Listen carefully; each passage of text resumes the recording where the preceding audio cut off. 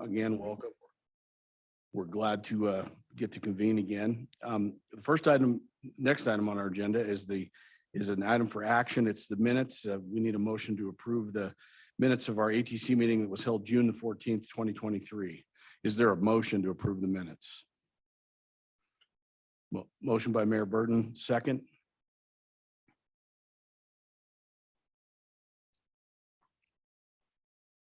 Any seconds? Second. Who was that? Dave Mon. Thanks, Dave. All right. All in favor of approving the minutes of June 14th, 2023, say aye. Aye. Aye. Are there any opposed? All right, we'll rule that one passed unanimously. Next item, I guess I forgot, was the first one. Sorry. It's been a month. Roll call. We're going to go over who's here. So I'll start with myself, Troy Walker, Mayor, Draper City. Hugh. Hugh Van Wagenen, WFRC staff. Jerison Atkin, WFRC intern. Julie Bjornstad, WFRC staff. Lauren Victor, WFRC staff. Dirk Burton, West Jordan City Mayor. Jordan Chandler, WFRC. Rosie Hernandez, WFRC. Mike West with Lehigh City. And Kim Struthers with Lehigh City. Kendall Willardson, MAG. Chris Wiltsey, Bike Utah. Allison Pageant, Bike Utah. Andrea Olson, UDOT Planning. Alex Bain, UTA Planning. Lila Rosenfield, WFRC intern. Cameron Carter, Bike Utah. Scott Shea from AECOM Consultants.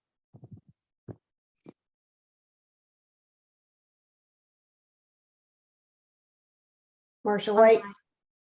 Oh, sorry. WFRC. Online, we have Fox 13 News, John Nichols, Carrie Bennett, Ashley Salisbury, Marisa Manzioni, Andrea Pearson, Dave Mon, Matt Castle, Wendelin Noblock, Brett McKiff, Marsha White, Mayor Petro, Morgan Haddon, Ted Knowlton, Jory Johnner, Bartley Matthews, Byron Head, Mark Johnson, Hannah Carmody, Tim Harpst, Kinley, Mike Sobchak, Megan Raschk, Kevin Jepson, and Melanie Hall. Thank you. And it does appear that in our vote for the meeting minutes approval, we clearly had a quorum, just for the record. All right. Item 3 is our chair's report. I'm just going to briefly go over these items. The RAISE Grant Award in June, UDOT MAG and UTA and WFRC received $25 million award from the federal government to construct I-15 first and last mile projects in 9 cities, connecting people biking and walking to transit stops and stations. The projects are located historically disadvantaged areas and will increase mobility and access to opportunities throughout the region. The award is part of an overall effort to identify and improve the first and last mile connections to transit, making it easier to leave your car at home for the entire length of your journey. Next, we have a TIF and a TTIF nominations. Through the end of August, cities and counties can nominate active transportation projects to be funded through UDOT's Transportation Investment Fund TIF and Transportation Investment Fund TIF. TIF can fund standalone transportation projects and requires a 40% local match. TTIF can fund first and last mile projects and requires a 30% match. If you have any of those projects or questions about funding opportunity, please contact Hugh. It's a good opportunity to get things done in your communities. Next is the SS4A Comprehensive Study as Safety Action Plan. On behalf of the city and county members of the Wasatch Front Regional Council, the WFRC has contracted with Kimberly Horn Consultants to prepare a comprehensive safety action plan. The CSAP is a plan to provide local governments the means to make strategic roadway safety improvements. A virtual launch meeting of the Comprehensive Safety Action Plan, the CSAP, lots of good acronyms, is set for Tuesday, August 22nd, 2023 from 10 to 11 a.m. The launch meeting will include and introduce the CSAP project, review desired outcomes, establish a regional safety commitment goal, inform local jurisdictions how to apply for roadway safety improvement funds. Later this fall, there will be a series of geographic focus area meetings to address local roadway safety needs specific to each community. Should you have further questions, please contact and reach out to Kip Billings, the WFRC project manager for that project. Last is the Sandy Mobile Active Transportation Tour. Sandy City is hosting a tour of the Cairns District via bike and scooter this coming Friday, August 11th at 8:30 a.m. Bikes and scooters are available upon request. Mats are a great way to experience on the ground biking and walking conditions, along with discussing successes and challenges in areas. Please share this opportunity with your city staff. Registration is available on the chat. That looks like something fun. I had an opportunity to do a little road biking in Las Vegas, and I'm going to tell you, they need the safety plan program there. I would never do it again. Item number 4 is next. Public comments. Is there anyone from the public that would like to make a comment to this committee? Anyone attending online? All right, seeing no rush for public comments, I'll close that part and move to item number 5, which is the Utah Trail Network and Centers Trail Network. Hugh's going to give us a presentation on behalf of UDOT, and we'll give an update on the Utah Trail Network, followed by Julie, I can't say it, Bornstad, even close? Bjornstad. I looked at that and I'm never going to get it good. Bjornstad, Julie Bjornstad will give a preview of the Centers Trail Network effort. So go ahead, you guys. Thank you. Thanks, Mayor. And also like to recognize Commissioner Fackrell who's joined us from Morgan. Thanks you for being here. And Jim Price, also from MAG, who has a new haircut. Thank you for being here. So by raise of hands, both online and in person, has anybody heard of the Utah Trail Network? All right, so just as a recollection, it's a $45 million in one-time money and $45 million in ongoing money allocated by the legislature to come out of the Transportation Investment Fund, or a new, I won't get into it. It's called the Active Transportation Investment Fund, ATIF. I'm glad that Andrea is over here making sure I'm saying all this correctly. And UDOT's been hard at work at establishing a new division underneath the Trails and Transit Division. I want to make sure everybody understands it's Trails first, then Transit in that naming. So Trails and Transit Division, and staffing up and getting that going and getting a strategy moving forward. So it's been a lot of work done. For those that don't know, Stephanie Tomlin has been appointed as the Trails Division Manager over at UDOT, which is separate from the planning department. So again, new department headed by Josh Van Jura, who's joined us in previous meetings, who is the head of that Trails and Transit division. And this fall, Stephanie and her team will be going out for public outreach at the Association of Government level. So inviting cities, staffs, organizations, nonprofits, folks that have an interest in this Utah Trail Network and what it means to them. Essentially, again, this is a transportation network, paved trails, and bicycle and pedestrian facilities that get people from A to B. The state is really trying to think about this as a freeway system for trail networks across the state. And so if you think about it as a freeway system, and that way, those are the types of projects they're looking for. And really trying to get going quickly on this with, again, the great amount of funding that's happening there. So stay tuned. We will have information on this fall outreach where you can come and give some input onto what should be part of the Utah Trail Network, not reinventing the wheel, right? Taking from a lot of the existing work that's been done. And with that, I want to turn the time over to Julie now to talk about what would we call this? Cohesive effort or something, supplement one another? Oh, okay. Yeah, it's like, we don't have a name yet. No, we don't. So a parallel effort that's happening. So if the Utah Trails Network is focusing on the highways and freeways of biking, I guess, then this is more on local access. And so the idea is, how can we better connect our centers and safe off-street trail or high quality active transportation facilities that a lot of times right now, those trails are focused more on recreation. And we see sort of a gap in the ability to provide utilitarian trips, or someone who wants to go from, let's say, a Sugar House to a Mill Creek to a Holiday.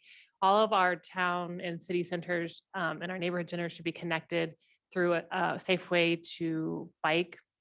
And so most of this work is probably already done through our local active transportation plans and through our regional transportation plans. But the idea is that we'll begin identifying what those facilities are. Potentially that's talking about increasing what maybe a community has already planned, filling in the gaps that might exist in these already networks. And we're working with MAG, UDOT, UTA, and Bike Utah to do that work. We'll be working with our local communities as well. And right now we're starting with the branding first, and then we'll sort of then start to identify. But the idea is that this is, if anyone is old enough to remember Frontlines 2015, which was, the Tracks Network and Front Runner, think of that for active transportation. We're trying to build on the success of the Golden Spoke network into something more that we can kind of move towards a new vision. So that's a little bit about what we've been calling Golden Wheels, but the name will change. And that effort should be getting started this fall and into the winter as well. Yeah, so just to be very clear, is the Utah Trail Network effort and the effort that WFRC will be leading, and there'll be complementary efforts. We'll do our best to be very clear about what is what, each thing. And Josh Ventura has also joined us. Andrea's here. If you'd like to say anything else to fill in the gaps, happy to take them. No, I think you did a great job summarizing. I think, being involved in those upcoming outreach opportunities is I think the best way for, everybody to be able to have their say in what the priorities should be. And Julie, this is really focused primarily on ways to make it not necessarily recreation, but maybe tied to the recreation facilities, but create transportation connections. Is that what I'm hearing? Yeah, I mean, yes, they're obviously, if you want to do recreation, but that there's a destination in mind in this network that is not just. And that's the focus, is getting through the cities and connecting. And connecting the centers of development together, yeah, through the Wasatch Choice centers that we've identified. Anyone else have any comments on that?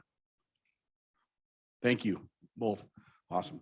Item number 6 is we're going to hear about the 5 principles of Dutch bicycle network design. I know our friends from Lehigh. I don't think you guys took the mayor. You must have left him home. He never said anything about it. So you left him home. Is that what it was? Well, he should have went, actually. I think you should have taken him. Anyway, gentlemen, take it over. Tell us about the Dutch system. Okay, perfect. I've got all the presentation on my computers or where they. Oh, yeah. Oh, I better. Hey, Mike, we can't hear you through your microphone very well. Oh, yeah. Sorry. We'll make sure we're talking in the microphone for it. Thank you.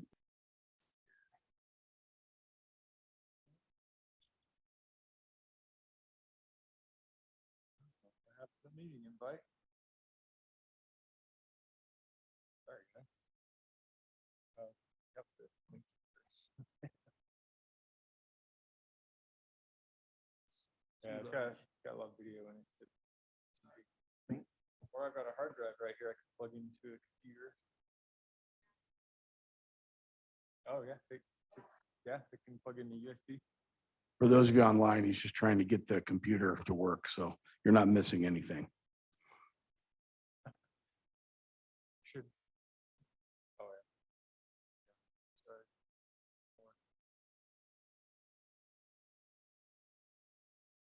I hope you have a photo of Mayor Johnson and some orange spandex in honor of it.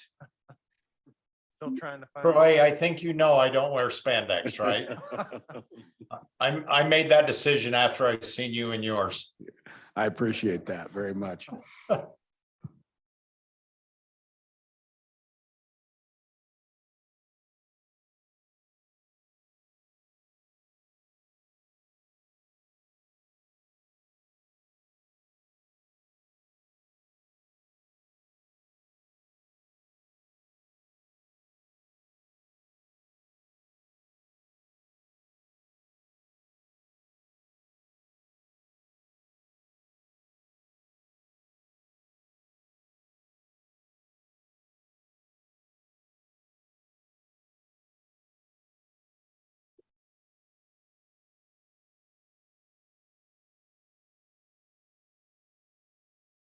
All right, sorry about that. Should have figured that out before we presented. So Kim, you're gonna have to come join me up here. Oh yeah, if you want to just switch off a little later. Okay.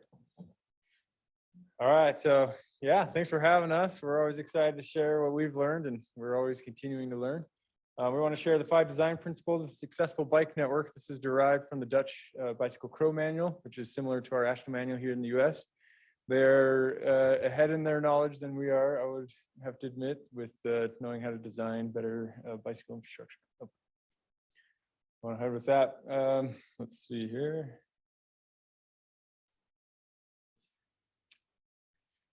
Oh, there we go. Awesome. Perfect. So I do want to make a statement. We get what we pay for. If you want to make cities that are great for walking, you can design them with land uses and streets that prioritize walking. And see, this thing's still. Yeah, that's not so much Lehigh. Or if you want more cycling, you can build purpose-built cycle networks. Sorry, this is. Is there something I have to do other than turning it off? Got an arrow. Or if you want better transit networks, just like this in Tokyo, Japan, they obviously do a great job doing that. And then lastly, see, it's still not working. I don't know, you might have to advance it for me. You know, or you can get more cars. So if you plan, design, and build more networks for cars, you get more of that. Now, truthfully, all cities are going to have all elements of all these. We get to decide how much of each of these we want to see. Yeah. I want to talk a little bit about the brief history of the Netherlands, and we have a similar history up to a certain point. In the late 1800s, they really took to the bicycle. It's come along and provided a new sense of freedom that they hadn't had before that. Even Los Angeles, I've read, had estimate 6 out of every 10 people would rather bike regularly to get around in this time period. Now they're one of the most auto-centric cities we know of, but they had their starts similar to what the Netherlands saw. This is in the 1930s in pre-war Netherlands. That was their peak of bicycle use. They actually had more bicycle use back then than they do today. They had anywhere between 60–70% mode split in their main cities like Amsterdam here, was with the bicycle. In World War II, there was obviously a lot of turmoil, a lot of bombing. So this is like Rotterdam got almost leveled in the city center. Other cities like Nijmegen were also bombed. They chose to rebuild in a different way. Some of the other cities chose to build in the traditional pattern, but Rotterdam, for example, chose to build in a more car-friendly approach. The 1960s, this is the plan for Amsterdam. They had freeways and highways and things like that planned all throughout. They were inviting US planners and engineers to come over there. They were building highways, planning for them. In Amsterdam, by a very narrow margin, they actually changed their plan to not do this through the city center. They still eventually built highways around it. But this shows an example. This is the city center of Utrecht. And the orange buildings, the warmer the color, the older the building, the colder the color, the newer the building. So this just shows the age of the buildings, but if you select the next. This shows a strip of blue buildings that are new, but that was previously torn down, the old buildings for a planned highway. But so they were going full force ahead, and they decided in this time period to stop with that. So in the 1960s, they, just like we did in the United States, really took to the car. It was this new sense of mobility, but quickly you learn how much it congests and clogs your city centers and your roads. So they dealt with chronic traffic congestion and other issues. Another issue they had was safety. So this is a movement in Amsterdam as part of the Stop the Kindermoord movement. So Stop the Child Murder. So they had a higher fatality rate in the Netherlands at the time than the United States did. So this is protesting for safer streets and for supporting more cycling. They even had things like this, de fiets openbaar vervoer. That basically means the bike is public food. So the cars are eating the bikes in the public space. Part of this movement of Stop the Kindermoord, they had the 1973 oil embargo. They were heavily hit compared to some of the other countries, but they took the opportunity to create car-free Sundays. So as this picture here, you can see this family is riding their bikes on the freeway. They even had there's pictures of people having picnics and stuff too. What they did there is they realized the value of public space and what it can be used for. It's not to say they shouldn't have highways, but they really started thinking about the use of space differently. Those things happening, those events in the 1960s and 70s really turned the way that they were approaching mobility and city planning. In the United States, we kind of continued along, with this whole plan for highways. They started to shift their direction at that point in time. In the 1990s, it was huge. That's when they adopted their sustainable safety principles. That's a safe systems type approach. And since then, they've really been doing road design with the safety of mindset moving forward. And then this shows Netherlands today. You can go ahead and click the next. This is cycling on a path. You have many of the elements, the safe systems approach are present here. You have safe users. Everybody has a safe place to go. You have safe roads. They have safe pedestrian crossings. They also have safe speed, so the cars aren't going faster than what's appropriate for the context. Go ahead to the next. This just shows a timeline of a street in Amsterdam. This is the context, obviously, of a city center type area. But on the left, that was pre-war, when they were still highly in more of the kind of the pre-car era. Cars came in and congested the city center, and then they changed the way they were going. And now cars are still actually allowed on that road, but it's very much prioritized in that context for bikes and pedestrians. With all that said, that's a little bit of their history. We have our own history that we're working with. How will we see success? Generally speaking, it's through land use planning and through the 5 design principles.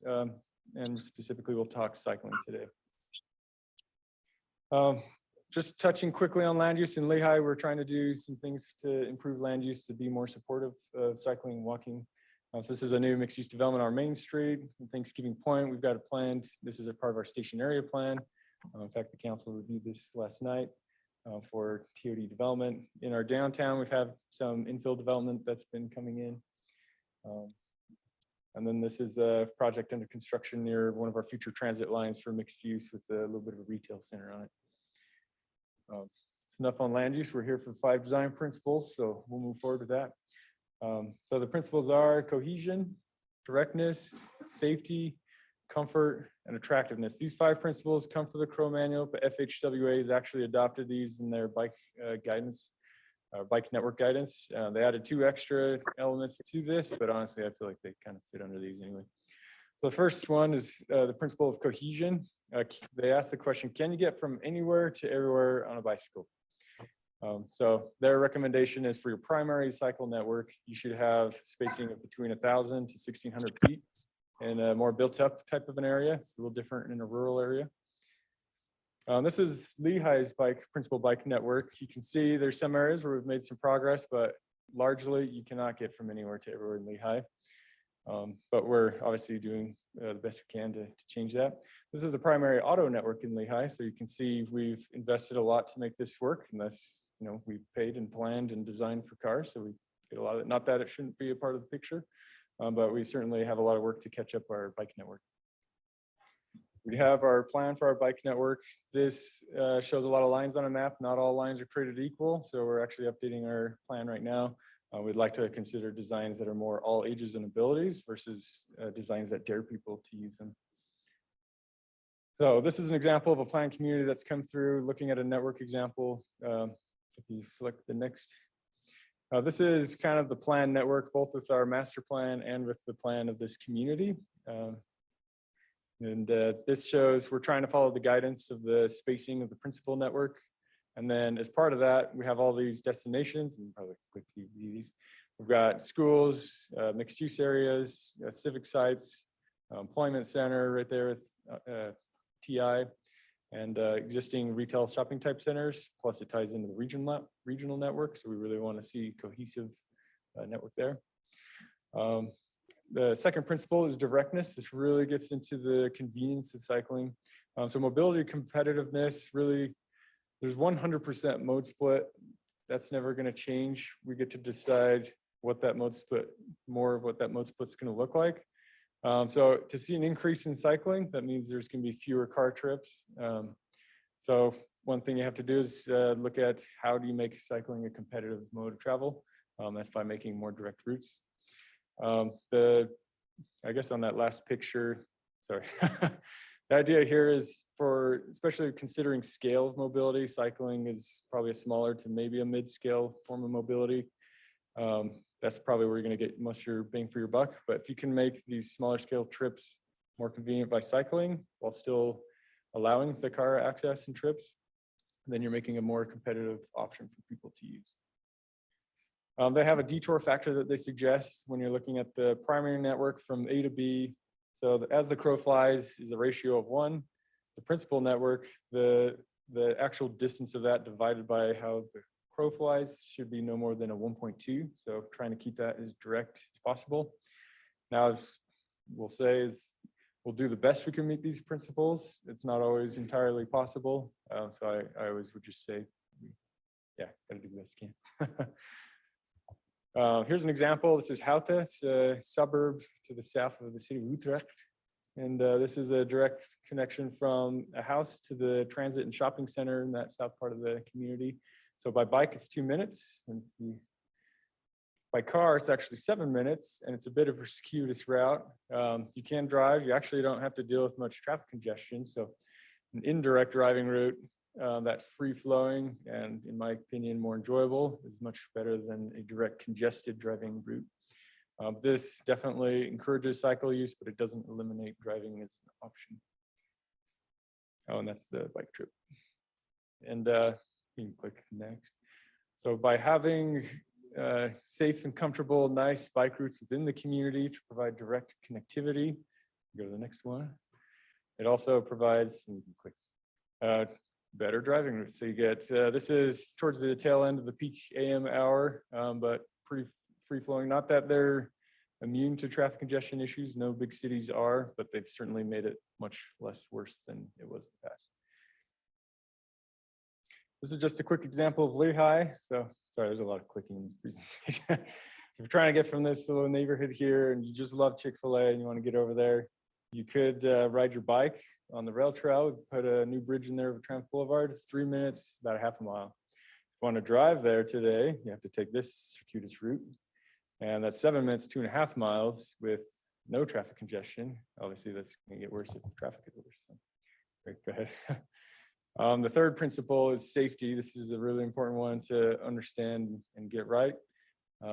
But generally speaking, you want to reduce exposure to traffic, to air pollution, noise and stress, and different types of risks.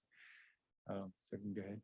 So generally speaking, you have speed and mass, and a lot of times we see it mixed. So high speed traffic with low speed, low mass, bicycle traffic doesn't mix well. So you want to avoid differences in speed and mass, and then you want more homogeneous traffic flows. So high speed, high mass should be separated from low speed, low mass. Now there are some situations, I don't have the time to put a video in here, where you can have good shared streets like a bike boulevard or fietsstraat, as they call it in the Netherlands, where low speed can work well with cycling as well. Really, when you're looking at safety, you want to design for all ages and abilities. So we really want to focus on the interested but concerned group. And it doesn't mean you're not planning for the other groups, because you can absolutely make it work well for them too. Safe systems approach is something that I advocate a lot for, and truly understanding what this means is important. We don't have time to get too much into it, but this is a typical, what we would probably call a complete street here in the United States. You got bike lanes, sidewalks, travel lanes. The problem here is it does not ensure the safety of all users, even drivers. Those bike lanes act as high-speed forgiveness, which you typically see in highway design. So you're going to have more speeding problems. And we've seen it in Lehigh and trying to address it. For pedestrian crossings, you have one large crossing you have to try and make it across. And biking is certainly going to be much less comfortable. You're exposed to that forgiveness space where cars could come over, and it's more dangerous. Now, under safe systems type approach, it accommodates the same amount of mobility with actually less infrastructure, so it's cheaper. But you move your bike lanes next to the sidewalks because they're more equal in speed and mass. You kind of narrow the road profile. In this case, it's probably more of a collector type road. You can add refuge islands, things like that, to create safe crossings for pedestrians. Now, this isn't a one size fits all. There's obviously different types of roadways, but it's the elements and understanding how it all ties together. One thing I will say is, even for encouraging cycling and safety for cycling, is the road design is one of the most important things you can get right. We have so many roads in our region, in Lehigh. They inappropriately have high speeds for the context. So sustainable safety principles, and I'm hoping FHWA is going to come out something similar. They've been continually coming out with guidance. And I will note that FHWA, as many of you probably know, have adopted the safe systems approach in October of last year. This is guidance that they've given. Here's the safe speed given the types of users present and the types of conflicts. So it even goes into a lot of what inappropriate conflicts are for cars. So I feel like this is something that we should really be looking at for safe road design. I just want to mention that there are a lot of cities that have already taken the step to join the Vision Zero network. States have done that. And we'll go ahead. And I love that Salt Lake City is working actively to join that as well. So they're sending a great example for the region. So here's an example of riding down near my house. I typically don't ride on the bike lane, I actually go on the sidewalk, but this is exposed. You got high speed traffic. Doors could open up any minute on you. This is a place that dares people to ride a bike. So you're not encouraging people to use this. This is kind of you get a space, but it's in a space that's high speed forgiveness. Cars are going faster than what they should be for the context. Go to the next one. This is a little bit more appropriate design. It is a different type of roadway, but you've got physical protection. So that's part of that separation. You got physical protection. It's even attractive with the nice landscaping and things that they've done there. The roadway even has raised crosswalks that help to slow things down. So it helps self-enforce safer speeds on the road. And then the best of all is when you have cycle networks that are completely separated from the roadway. We did this in Den Haag. And so this would be what we should really try and aspire to, but it's not always possible. And the one limiting factor we're going to have here, especially in the United States, is a lot of our main destinations are along those main roadways. So we need to ensure that this destination access. So this is our road network overlaid on our primary bike network. So you can see a couple places where the bike network is separated, and those are some of our more successful trails. But there's going to be a lot of limitations from separating from the road network. They call that disentangling your primary networks, as they call it over there in the Netherlands. So the best we can disentangle and reduce conflicts with the primary road network, the better off we're going to be. When you're getting down to the more of the intersections specific level, grade separation is obviously ideal for major roadways, things like that. It's both convenient and safer for people to use. But at at-grade situations, which we're going to have lots of them. This is an example of our old standard for trail crossing in Lehigh for a side street. Go to the next one. This is our current standard. So we now require curb extensions, which shortens the crossings. It chokes it a little bit, which slows people down. Plus you're limiting parking from too close to the crossing. And then what we're looking at doing is this continuous type crossing where it's raised. You have a flared approach leading up to it. And now this also psychologically suggests that, the crosswalk legally requires that cars yield, but this takes it a step further by establishing it through design that the cycle path is continuous and the roadway kind of materials are broken up.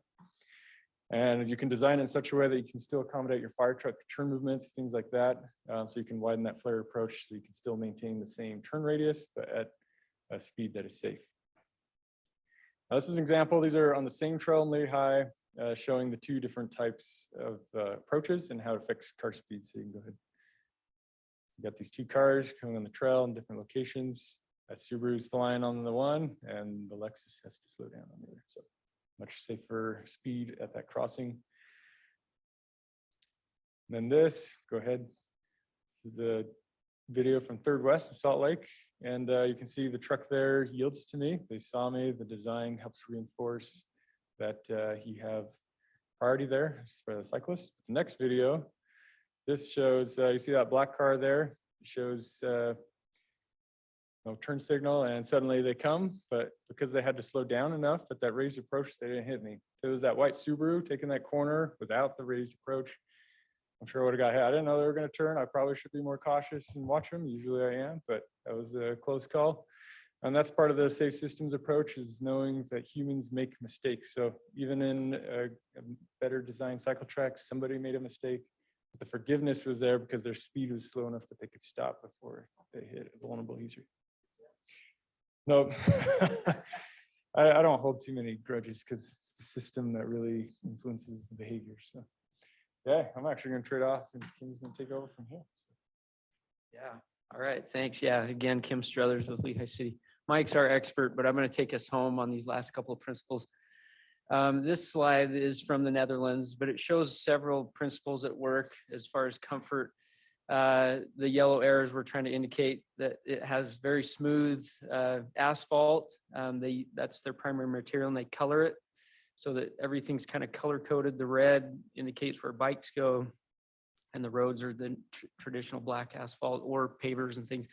But you've got the radius so that because bicycling is, I think all of us know, is very much a balancing act. So they try and make everything very smooth and continuous. The paths are straight, they don't meander. You have lighting for nighttime use, and then they actually have this signal is for bicycles. They have separate signals at a lot of their intersections for just the bikes. Go ahead and go to the next one. This is an example in Lehigh. Go ahead and play.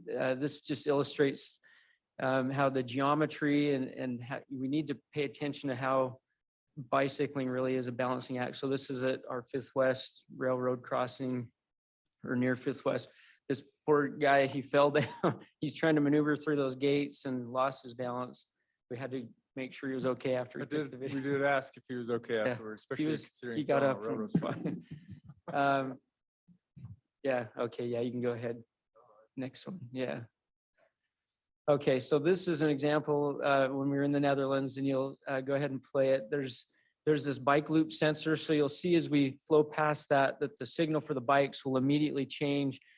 Because the whole idea, again, I think, you know, those who cycle a lot, the idea is you want to keep moving. You don't want to have to stop for these signals and have to start going again. That momentum takes a lot of effort.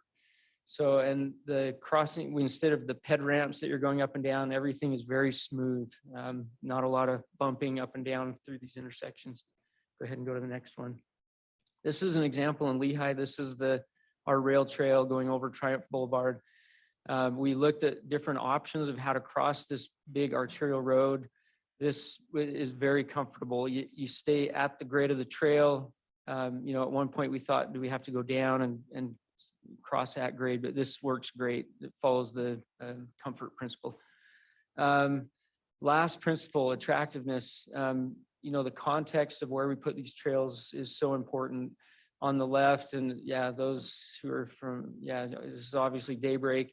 But you've got the water, the landscaping, the trees, picnic benches, things that people will want to be on this one on the left. The one on the right, this is our trail along 2100 North. You're next to a very busy, 60-mile-an-hour arterial road. It's just not a comfortable place to be. But, you think about your trails through industrial areas or dark areas or things like that.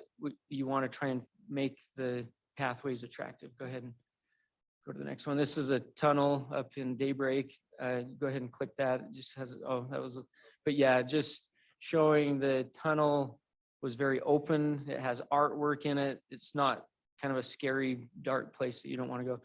And then the last few slides that we have here are just some observations that we've started to see in Lehigh. This is someone crossing the rail trail. We have an at-grade crossing at 1200 West. But we're starting to see people with cargo bikes. Another example, this is a family of 6. If you count, there's actually 4 kids, the mom and the dad. So you got a family of 6. This is on our I-15 trail that was built along the frontage roads. Go ahead and go to the next one. We've been trying to kind of pay attention how many people are actually cycling in Lehigh. And this is a grade school in Lehigh. On an average day, the bike racks are full. There are kids and adults that are out cycling. Go ahead and go to the next one. This is the junior high, one of the junior highs in Lehigh. They have a secured bike area, but it's very apparent to us that, whether we have this system in place yet or not, there are people out there using it. Go ahead and go to this is the rail trail. And this is in the winter. We do plow our trails. Our parks department does a really good job. They try and get out. This was after just a quick storm. But the point here is this is early in the morning. You've got tracks from bikes and walkers. People are out on these trails quite a bit. So again, just a series of slides from different locations in Lehigh, some near City Hall. This is a bike bus down near 7th South, some kids going to school. Yeah, there's lots of use on our system now. Go ahead and go to the next one. This is in Daybreak. Yeah, again, families, and these, they've got some really attractive trails. The Harmons that was built up there, they have a great access to get right to the store, and you see a lot of people going to the grocery store now. This is almost the last slide. So to summarize, this is, we are where we are at the line in the middle there. We get to choose, what is our future path going to be? Are we going to try and invest a little bit more into the cycle network? A lot more, a little more? Do we stay with the status quo? We get to choose our destiny, right? And we hope that we can, use these design principles to take a better path maybe than what our history has shown. Last slide is just, if you have any questions for us. I know we took a little bit more than 20 minutes, so I apologize, but there's a lot to cover. Thank you. Anybody have any questions? Go ahead, Julie. Sorry, I wasn't writing fast enough. The 5 design principles are cohesion, directness, safety, comfort, and what's the 5th one? Attractiveness. Yep. We can share this with you if you want Yeah, to. yeah, we'll share the presentation. Yeah, because I want to steal the picture of the cute bike with the chalk on from the elementary school. Oh, yeah, yeah. Yeah. But your junior high school needs like a mural or something on that. Yeah. It was Yeah. kind of depressing. Go ahead. How do you pay for the maintenance of the trails? How do you pay for the maintenance? Yeah, that's a good question. And I think it's just, again, these aren't maintenance free, right? You're going to have costs associated with maintenance, but I think if we can prioritize that in our city budgets and I don't know, Mike, if you have other. I think I will add is cycling is a much more space efficient mode of transport. So if we're gonna actually do a good job and be successful with it, and we build less roadways in the long term, we'll actually save a lot of money in the long term with really promoting. But yeah, I think we'd have to look at it as a legitimate mode of transportation, just like we spend a lot of money maintaining roads or transit or these other modes. It's just what's our priority, and there will be costs though. Good point. Mayor Johnson. So first of all, I really have to appreciate both Kim and Mike. Kim especially because he was at City Council until about 1:30 this morning. So I'm surprised he's there and even awake. But the reason our meeting went so long, and I'm sure many of you have experienced this, is because we had a bunch of citizens in who just were concerned about new development and traffic and the traffic it brings and everything. And, this bicycle system that they're promoting, it's pretty important. It's an important part of the solution to help reduce some of the congestion that we're feeling. So there is a dynamic shift or a paradigm change, if you will, that we have to somehow encourage in all our communities, that if people want to really consider a reduction in their transportation congestion, they've got to consider bicycling as important and an integral part of that. And I commend both Kim and Mike for the efforts they're doing. They're just doing a fantastic job in Lehigh. Thank you. Dave?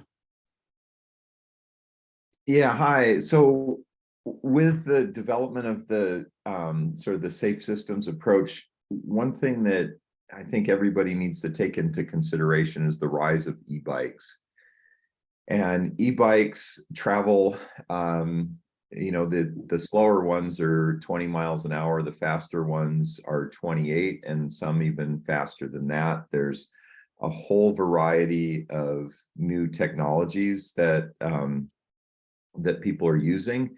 And if you're not planning for higher speeds on these trail networks, you're going to run into a lot of problems. And you're also going to run into the same problems on the road where, like the slow e-bikes go 20. So this means that people who normally you might see riding along at, 7 or 8 miles an hour are going to be going 20 now. And, this has been a kind of a long-term thing where the quote unquote Lycra crowd, it's like, oh, let them, mix it up in the roadway. We've, as a former bike racer, I've heard that all the time. And it's just an awful way to look at things, but with like if you look at New York City, the deliveristas are out there. There's 60,000 deliveristas in New York City that ride 8 to 12 hours a day delivering food on bikes that go, 28 to 30 miles an hour. And they're using the bike paths. They're using the bike lanes, the bike paths. And, they were persecuted quite a bit by the city up until a couple years ago. So wondering your thoughts on how you're designing your network for this change in technology. Thanks. Yeah, there's a couple things I would say to that. Mike, get in that mic a little better. Oh, yeah. Is that a little better? Yes. There we go. A couple things. First of all, one thing I liked about the Netherlands is they had different standards for widths of their bike paths. If it was a primary network, they're actually oftentimes 14 feet wide. They have more width. So we did see, a lot of e-bikes and stuff being able to work better with those types of widths. They allow certain types of motorized scooters on their paths over there, and they've allowed it for some time. So it's similar to like higher speed 20-mile-an-hour e-bikes because they would just fly past you sometimes. I wasn't my favorite. So a couple of things that you look at is, if you're in a more rural area, a wider bike path might be able to accommodate them because there's not people everywhere. In an urban context, typically you're going to have, like in Amsterdam, for example, a roadway network that they're really holding to more 30 kilometer per hour, 20 mile per hour speed limits. So they're looking at different things in Amsterdam for separating based on speed. So when you consider that speed and mass is part of the safety component, a lot of those e-bikes, and I know you mentioned going into the roadway, but to me, the type of design of the roadway really matters. If it's a 45-mile-an-hour arterial, I certainly don't want to be sending anybody on a bicycle out into that. But when you have a 30-kilometer-per-hour type roadway with less traffic, it's a great place for bikes to go. And unfortunately, we didn't show the video of the Fietstraat, but they have purpose-built bike streets that cars share with as well, but they purposefully reduce the amount of traffic in their circulation plan so it can accommodate bikes out in there. So they kind of separate cyclists based on speed. So little children might actually ride on the sidewalk, your typical kind of person riding around on a typical bicycle, and probably go on the cycle path, and e-bikes might be in that 30-kilometer-per-hour roadway. But yeah, certainly I wouldn't want to send anybody onto a 45-mile-an-hour road with their e-bike. Thank you. Becca's next. Thank you. Hey, this was a fantastic presentation. Thank you so much for bringing it to this audience. And I wanted to ask a question about that last principle of attractiveness. One challenge is that sometimes we're not able to fund attractiveness with transportation funding. And I am wondering if there's a possibility that that can change. I don't know if it's a question just for the presenters, but maybe for all of us to think about. Salt Lake City has just, as part of our urban forest action plan, declared trees to be infrastructure. And I think of trees as being like both attractive and really provide vital climate conditioning for the effective use of bicycles in our climate. But I'm interested in how we can get attractiveness to be fundable as transportation, because it is absolutely a piece of it. And then I think more broadly, I liked your observation that it can be cheaper to build less infrastructure if you're starting from scratch, but the retrofits are pretty spendy on getting to the separated facilities like you're showing. And so I'm just always asking questions about funding. How do we fund this? How do we get things to be eligible? How do we get like the cost to be something that we're willing to invest in? So. Thank you. If you have any answers, I would love it. I think we totally agree with your point, though. Yeah. Yeah. Usually, in a roadway project or a trail project, the landscaping is really either not there or very, last priority. So yeah, trees are awesome. Yeah. They, like you said, they have a calming effect and the shade and just makes it so much more comfortable. I will say, again, it's what our funding and design priorities. Do these need to change? So there's a lot of money out there. It's just what are we using it on? What are we prioritizing? Not that we're going to shift all to one or the other, but we got to look at that. But also, I'm personally got a lot of ideas on how to do cheap ways to get more protected and separated. Not that they've been fully vetted, so that's why we have engineers to tell me whether it's good or not. But yeah, certainly those are great comments, and totally agree on having trees and things like that. So, but I will also note one other thing: when you're planning a network, if as much as possible you can plan routes through areas that it's going to be a balance, but may have higher levels of attractiveness. There are obviously a lot of limitations on right of way and where there's already development, stuff like that. All right, Ted, you're the last one with your hand up. Go ahead. Okay, thanks, Mayor. First of all, I'll just say that I love this presentation so much, and thank you to Mike and Kim for taking it on the road and being willing to speak to this. My question is about audiences. I think we all know that bicycling is booming in Utah, but it's mainly mountain biking. So when we think about the youth, mountain bike clubs and participation are through the roof. And what I'm wondering is if there is a way to take this specific message and also messages like this and get it in front of that audience. And I don't know the way to do that. And possibly you may have already done that. And so that's my question. And it's an open question to the room. And also you both. Yeah, we haven't approached the mountain biking community. So I will say one of our engineers is pretty involved with the mountain biking community in Lehigh. He's done pretty good to talk with them. Also, one of our Parks and Trails committee members, she's really involved with the mountain bike community. So we have some crossover with it, but to have some specific discussions about how, their level of cycling in the mountains could translate into mobility, I think that would be a really good thing to do. I will admit my observations, tons of youth there in all of our cities are getting around, whether it is safe or not. Obviously, we can get more to do it if it's safe. But I have seen a lot of kids on their mountain bikes after they go to practice something, they'll ride their bike down to the gas station or whatever, and they use it to get around the town as well. And can we build mountain bike trails that are designed for transportation? Because how fun to be able to, you're not going to do something where you're going to go up a mountain and break up a sweat. But if you could just have a little bit of dirt and a little bit of fun curves, a little flow on the way to work, that would be the ultimate in attractiveness and incentive. I love it. Actually, can I make one more little statement? Just to Becca's point earlier on the cost of retrofitting and all that, just a couple of things I just wanted to mention for us to think about is, every road has to be rebuilt at some point. So that's your biggest chance to do it right. So if you're taking out curbs, put the curbs back into place, that makes sense.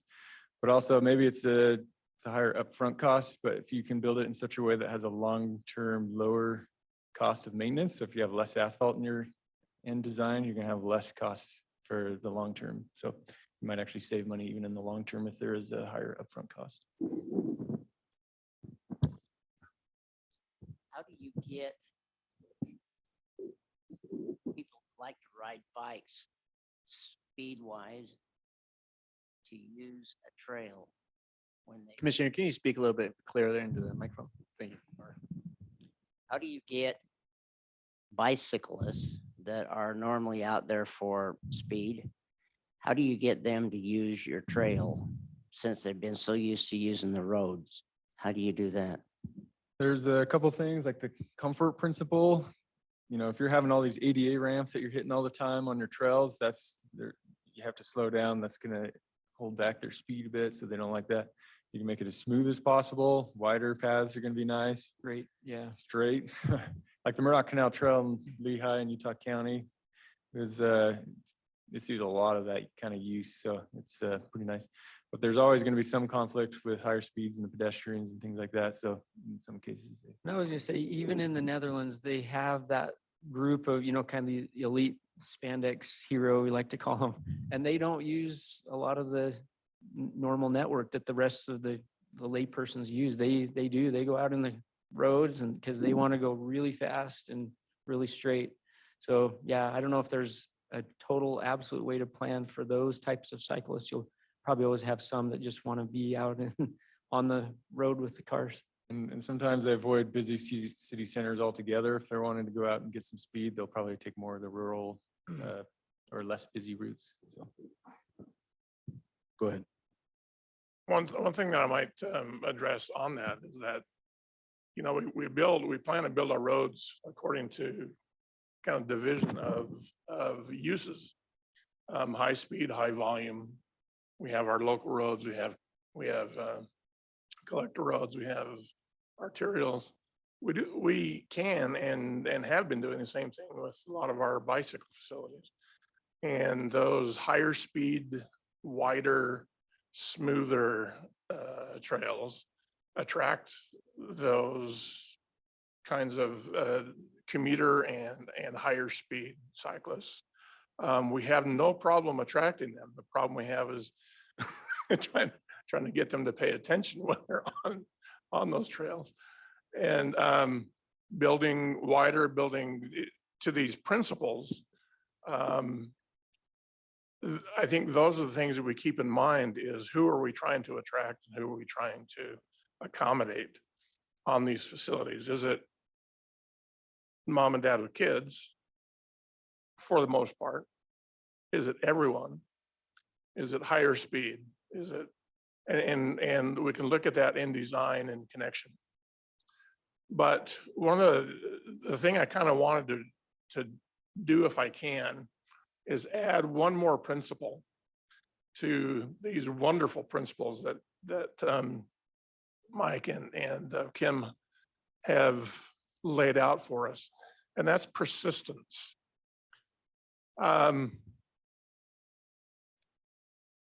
Coming to the end of a career doing this stuff in Utah County, I've seen us go from very little to 20 times what we started out with 20 years ago. We've grown exponentially in our bicycle network, our bicycle and pedestrian network.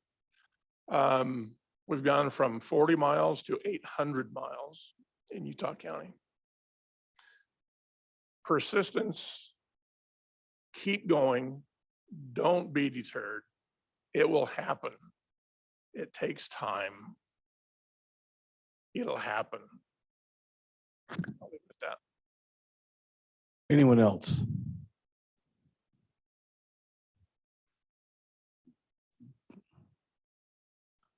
Get this right on the corner. Well, he's coming up. I probably should mention our trip to the Netherlands was self-funded. I know that's come up a few times as we presented. The city paid you to go over there? No, we paid Really everything cheap. ourselves. Anyways. Yeah.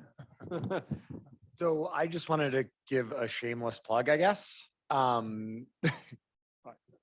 You all want money. UDOT has money, right? We're trying to build regional trail networks very much in line with this. There's $45 million of one-time funding. There's $45 million of ongoing funding. We want to create a program. And I think utilizing existing active transportation plans, you know, the Utah Trail Network isn't a nomination process, right? We're looking to connect people to their destinations and then prioritize those projects. So we do have a good amount of funding and we look forward to working with all of you and spending that. You'll see some applications come from Lehigh. So. Again, it's not an application process. Oh, I'm sorry. Sorry. Yeah, not an application process. That's the other one that has the match component. This is, you know, we're looking to connect people to destinations. It's similar to how we prioritize highway or roadway projects, right? We're looking where the need is, utilizing existing transportation plans, working with associations of governments, working with MPOs, and we're going to start building projects. Thank you. Anyone else? Yeah, this is Dave. Hey, just presentation was fantastic. It looks like you guys are doing a lot there, and I'd encourage you to follow up on Salt Lake City's lead and commit to joining Vision Zero. What do you think? I absolutely would be an advocate for it. It's a conversation we'll have to have with our council, of course, and mayor, but absolutely would like to. Yeah. I personally am all for it. It's just, it's a mindset paradigm shift change, and the mindset has to be there with the leadership and even some of the citizens.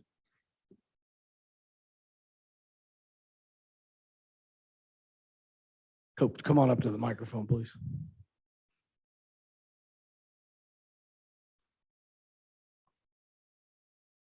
I'm just wondering how we can think about sort of the uphill, downhill component that is very much present here that is not necessarily present in the Netherlands. Obviously, e-bikes are one way of addressing this issue, but the fact is the Netherlands is very flat, and obviously, like I love the presentation. I'm very pro biking, but I'm wondering if maybe part of the solution there is looking at ways that transportation can connect people uphill and then they can get themselves downhill. Yeah, there's definitely places out there that have hills that have seen success in the bike network, but Netherlands, I call their hills the wind. So it is so windy all the time that to me that was worse than trying to get up some of the hills here. But yeah, their e-bikes certainly are going to be a big help. I mean, if you had transit corridors going uphill, that would obviously be awesome, but you know, transit's very much dependent on the land use situation, so it might be difficult everywhere. But I think a lot of our cities are not as steep as you may think. Lehigh has a huge area of the city that's almost completely flat, and then there are some hills up towards Traverse Mountain. I think there's more willingness to go up that than you may think. Absolutely. All right, thank you. I think we gotta get on to the rest of it. Appreciate all the comments. Will you guys make that presentation available to all of us to get to our city councils and our county councils or however so we can kind of talk about it a little bit more? Thank you for your trip. I'm sure it was fun and great presentation. Next item is number 7. It's the Department of Health and Active Living. Brett McCliff is going to give an overview of the recent efforts to encourage active living, including increased active transportation. Well, thank you for the time to be able to talk to you. This is something that I feel is a really helpful thing, because after listening to Lehigh City's great presentation, I mean, I always hear that, you know, a picture's worth 1,000 words, but a video is about 1,000 times that. So we have been doing a lot over the past, goodness, coming up on 15 years that the Department of Health and Human Services has been involved in things regarding active transportation. So my name is Brett McCliff. I am the physical activity coordinator there. That does not mean I am a group exercise instructor. I get that comment frequently. No, my role is to find out what is happening when it comes to physical activity promotion, what works, and try and implement that based on some of the funding that we received from the Centers for Disease Control Prevention. So a big overview of where we're trying to go with things is how can we help you? Because in all of our funding, we are a non-construction grant, which means even though we're tasked with increasing the number of physical activity friendly routes to everyday destinations, physically activity friendly destinations themselves, where we can actually support people who want to be a little bit more active. But again, we don't build. So what is it that the public health world does? And so as we go through a couple of things, I'm hoping to give you a little bit of a background of why we find it to be so important and some of the things that have made a difference in the long run. I'm going to obviously make this available for all of you to be able to look at things so you can understand kind of our background, where we're going. Primarily in the public health world, we do things under the prevent, promote, protect. We prevent those things that are preventable, that would have negative health outcomes. We promote activities that would be very good, that would support a lot of our healthy behaviors. And we protect those people who are in the most vulnerable, not only from situations where they may be exposed to more things, but also in not always having a voice in the situation. So when we talk about physical health, we're talking things like chronic disease, or we consider non-communicable diseases like heart disease, diabetes, things of that nature, but also the mental health aspects of it, because we've found that has been such a big part of our world right now, to really understand what we can do to help support these things. So as you're going through all of the different things that are the details, the different design principles, those things that really work within planning and engineering, we're looking to see what impact does that have on the population. So we often hear the terms livability, and it can get a little squishy, a little bit hard to define.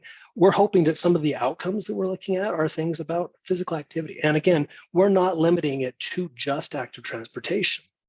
But what we have found is that in the decades before we started going down this path, we were trying to get people to go to gyms, trying to get people to go to rec centers, trying to get people to do the sport things, which is great, but that's not everybody. Because in most cases, the ones that we're the most concerned about are those people who are unable to participate, unwilling, or don't have the resources to be able to do so. So again, nothing says fun like a chart or graph. So let's kind of just jump in with some of the things we've got happening here.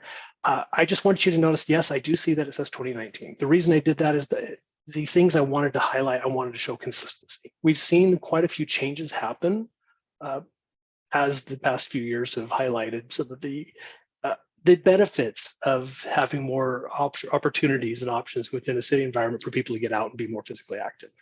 Utah is doing great. Utah is always in the top 5 when it comes to people doing sufficient amount of physical activity. Or in one of the things that I'm also very concerned about, and probably more concerned about, is that we have, oh, this is always squishy as well, we have fewer people who are inactive.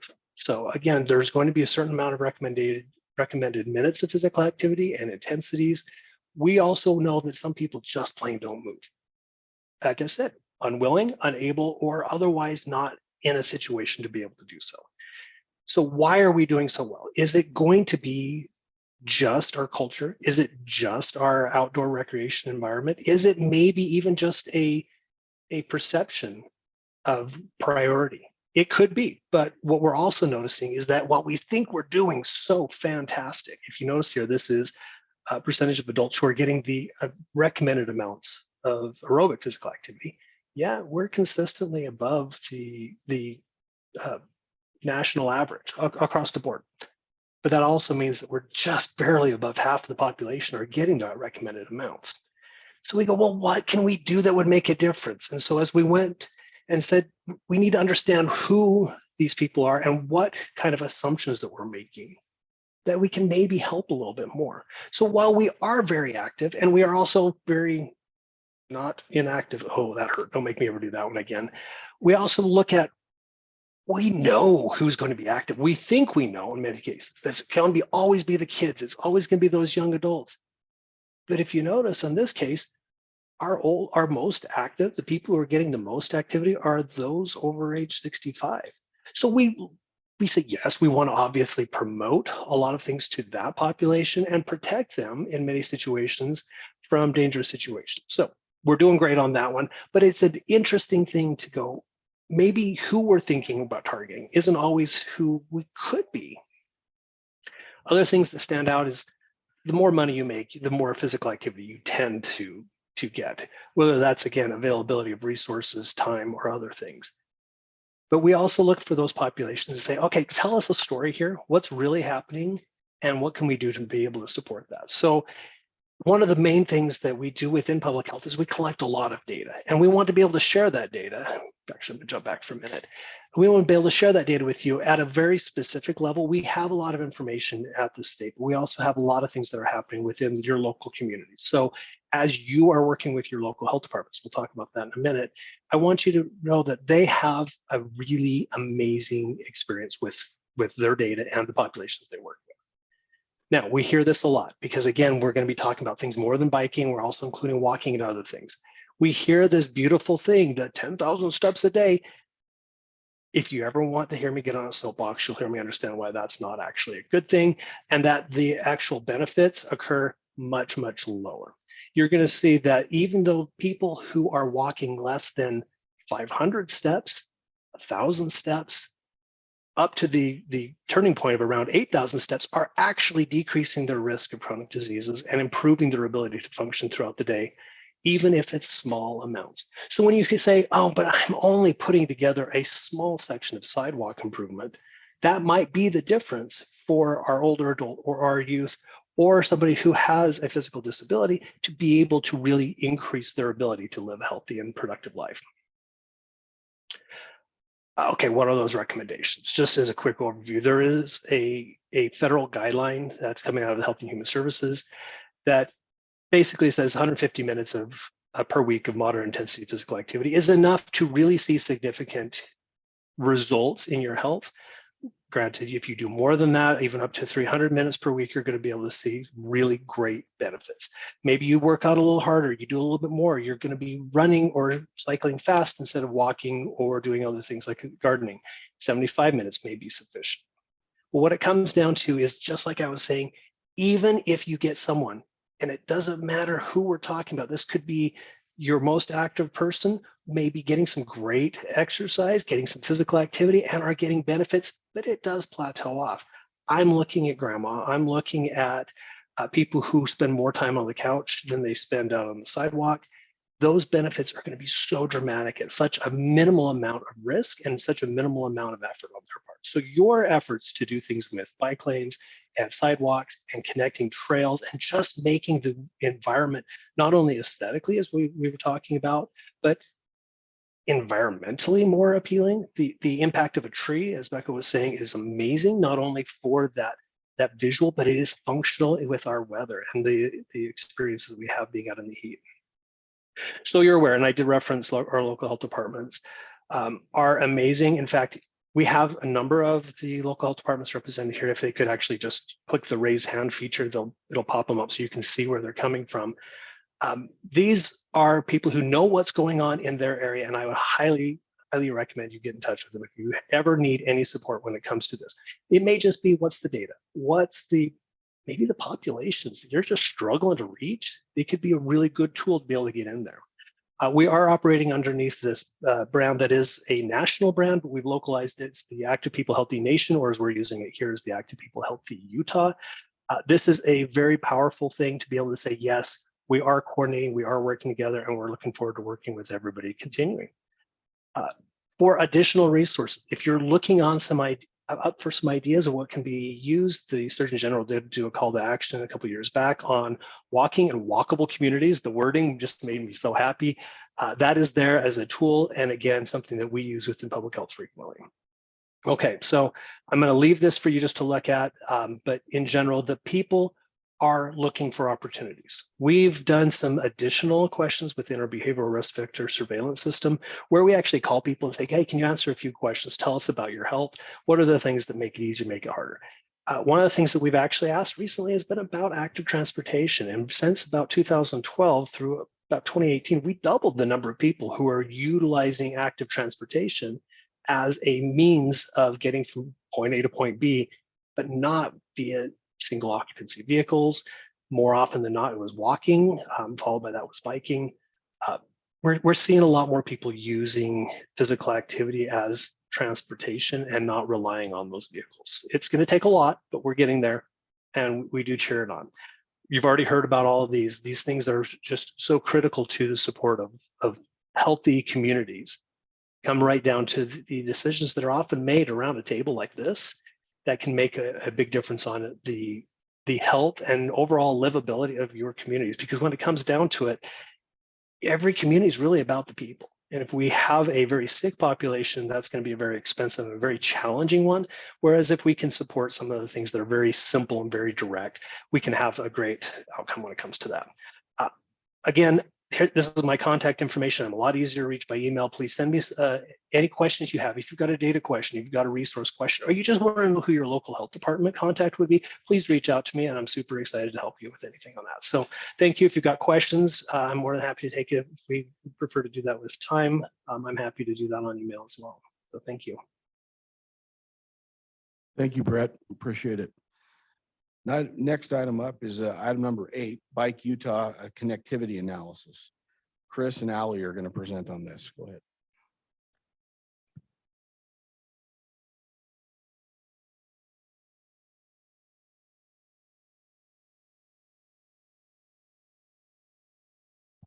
Cool, thank you.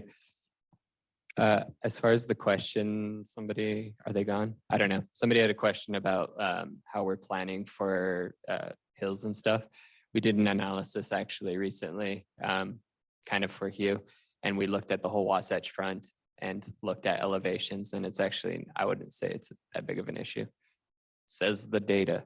Okay, so now we're looking at, if we're looking at those 5 principles, we're looking at directness. So WFRC and MAG and a couple of other organizations created a document a few years ago. And when I worked at Orem City, I was really into this document. I was like trying to push it, but everybody was like, what are you talking about? So I thought, now that I'm at Bike Utah, we're gonna like lean into it because it's a really good usable document with good guidance. So this document is called the Utah Street Connectivity Guide. And basically it shows you what connectivity is and then how do you analyze it for your community and your transportation network. So you can look at different types of transportation that could be automobile, bicycle, walking. And each of those kind of has a different framework through which you kind of understand connectivity, but the idea is fundamentally the same. So what is street connectivity? It's the degree to which streets are connected and the density of that network of connections. Sorry, that's a mouthful. Allie will talk through what that means in terms of this document and how they actually measure it or how you can measure it. Okay, so when we're measuring street connectivity, as per the document says, there are 4 metrics. This is your relative level of connection, the network density, the ability to connect to destinations, and the quality of the network for all users, which basically refers to your walkability. So when we measure relative level of connection, we're going to use a connectivity index, which is the number of links, which are streets, divided by the number of nodes, which are your intersections and dead ends. So in the map in the middle, this is Parowan, I use as an example. I created my study area, which is around the high school. Links are street links in the light blue, nodes are dark blue circles, which are intersections. It gives us a connectivity index of 2.2, which you want to be as high as possible. Next, our network density is intersections per square mile. So you'll take your number of intersections, which again are nodes, and take your given area, which is the study area I defined, and the dotted links. So we take nodes, 44 divided by a half square mile, and get 88 intersections per square mile, which again, we want to be as high as possible. Great. So connectivity increases your ability to efficiently reach your desired destination. So you don't just want connectivity. It's not an end in itself. You want it because it makes it so you can get to places. And why does this matter for active transportation? Because humans function at a limited scale as opposed to a car. You think about a car, you can drive as far as you want, as long as you have gas or battery, whatever kind of car you're driving. But for humans, we have a very limited space. So oftentimes in planning, we talk about your pedestrian or bicycle shed. If you ever hear that, what they're talking about for pedestrians is about a quarter mile. That's how far you could comfortably walk, most people. For bicycles, we're looking at maybe 3 miles. And there's a bit of flexibility in there, but those are kind of the baselines. So poor connectivity spreads out the distance pedestrians and cyclists have to travel. So you want good connectivity because it contributes to that principle of directness. So if we look at these examples, I'm going to take this with me. If we look at this top corner, that's very connected, low corner, very unconnected. So a grid, kind of why advocates are constantly like beating the grid drum, is because it's like an easy way that you can create connectivity. You have short block lengths and a grid. That's a great way to have connectivity, but you can do it in other ways. But if we imagine we're going to travel from this point to this point, it's pretty direct. But if you look at this map, if I wanted to travel from this point to this point, I have to go all the way around, and I've just like quadrupled the length or the distance that I have to travel. And you actually see this pretty regularly in suburban environments where it's been built around cars because we don't care about the scale as much. But for walkability and bikeability, we care about that scale and the distance that people have to walk. So your connectivity actually can affect your walkability significantly. So back to again, how we can measure this, your ability to connect to destinations. We call this a travel shed, which is the area reached, which is the given study area within a given distance, which in this instance, it's for the cars. We chose a half a mile from a destination, which would be a key facility. In this instance, it is the high school in Parowan, using the current street network as it is. So when we create this travel shed, it reaches about 80% of the study area. So it means 80% of the area is accessible to the destination. You kind of want this to be 100% of the area. And now the last metric for looking at connectivity is the quality of the network for all users, which is your walkability. I created another travel shed here, except for we used a 1/4 mile, which is high comfort for pedestrians, and added pedestrian restrictions. So these are barriers pedestrians have to cross, which they generally won't. So on the bottom left, this is an area of a high traffic, high speed road that doesn't have sidewalk or safe crossings. The rest of the little dashes here are areas that they don't have crossings, so they don't have a safe way to cross this street. Other barriers for pedestrians are just high speeds, high annual daily traffic, and areas with no safe crossings or bike lanes. And so this only reaches 45% of the area, which is a lot less than you can see as it was from the car. Looking at another important metric is pedestrian block lengths, which is the distance or gap between walkable streets or paths. You want to keep these block lengths as small as possible. So an example of a block length is again the bottom left. This is an area on a high busy street that has no sidewalk. So it's a very large block length the pedestrian has to walk because they can't walk along that. This can also be like a very large plot of land or just places that don't have appropriate pedestrian infrastructure. So at the end of this, all these numbers, to give them context from the document, are given standards. So you'll define your area. This was a downtown district, and the standards at which these indexes should reach are given in the middle there. So for example, we found that the connectivity index was 2.2.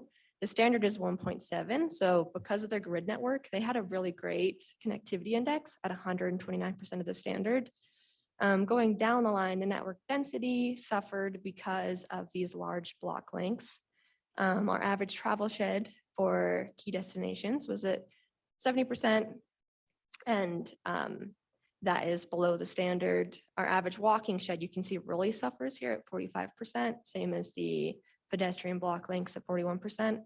So all of this together, we get a really good view of where Parowan's connectivity is suffering, and also how you can take your community and know how to improve it. Like this could be connecting cul-de-sacs or dead ends or pedestrian block lengths, make your community more connected so that people who are walking or biking have a smaller distance to travel to and more connectivity.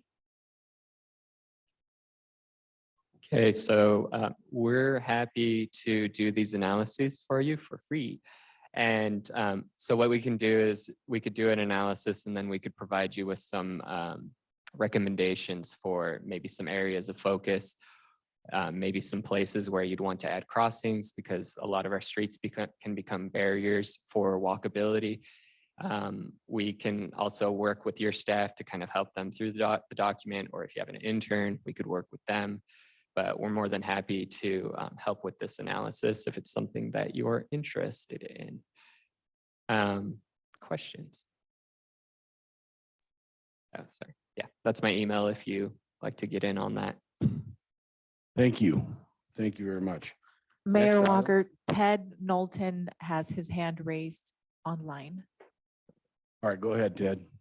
Okay, thanks, Mayor. Thank you for this great presentation. I love it. And let's see if we can help you get the word out about your willingness to lend a hand, if you will. Here's my question. So there's, what was there, 5 or 6 different measures, and they all have different advantages. But should should we, as the transportation industry, highlight one of them and sort of encourage tracking, let's say, paying attention to how we are all doing on one and really get it out there to just help people start to then drill down into the details? And if we were to pick one, which one would you pick? Are you talking about the principles that Mike and Kim? No, I'm talking about the measures of connectivity that you went through. Well, I think the first two are a more car dominated approach, where the second two are more examining a complete street, which is for pedestrians. So I think a lot of places in connectivity, they rank high for the car dominated approach. So I think it's most important to shout out how we examine our street networks for a complete street for pedestrians. So that would be the last one, looking for walkability or travelability for our most vulnerable users, which are pedestrians. And I guess one other thing, as far as doing it in-house, that document we referenced, I think Ali said had one of the best, what did you say, like GIS workflows she's ever seen. So it's pretty like straightforward if you have a GIS specialist on staff. It's pretty straightforward for that. Any other Mayor questions? Petro, go ahead. Yeah, so I have a question regarding the size of area that you would be willing to, I guess, look at and determine. As far as the GIS goes, and the document refers to, you can do by region. So that would be like, for example, we just looked at Parowan's downtown district. It could be all of Parowan, and that's by region. Or it's also, you can look at like more of a community or neighborhood approach. So the answer is, I mean, either or both. Maybe a way to think about it is if you wanted to look at pedestrian connectivity around a certain area. So like maybe for a neighborhood, you'd probably be looking at their travel shed. So like a quarter to half mile. And then if you wanted to do bicycling, you would expand from there. So maybe like 3 miles, or potentially if you're looking at more like a commuter analysis, that could be like a 6 mile analysis, or depending on what you wanted to do. Okay, that helps a lot. Thank you. Great presentation. Thank you again for your presentation. All right, we're going to bump item number 9 because we're here at the time to end our meeting. Is there any other pending business anyone needs to bring up? Go ahead. I just wanted to put in a 2-second plug for that UTA is doing our outreach for our long range transit plan right now. I've got some flyers I'll hand out. I'll put a web link in the chat. Of course, transit doesn't work without good actual transportation. So there is a nexus here. Thanks. Thank you. Anyone else? All right, could I get a motion for adjournment? I'll make that motion. All right, Mayor Petro, thank you. Second, Mayor Burton. All in favor of adjournment, say aye. Aye. All right, we are adjourned.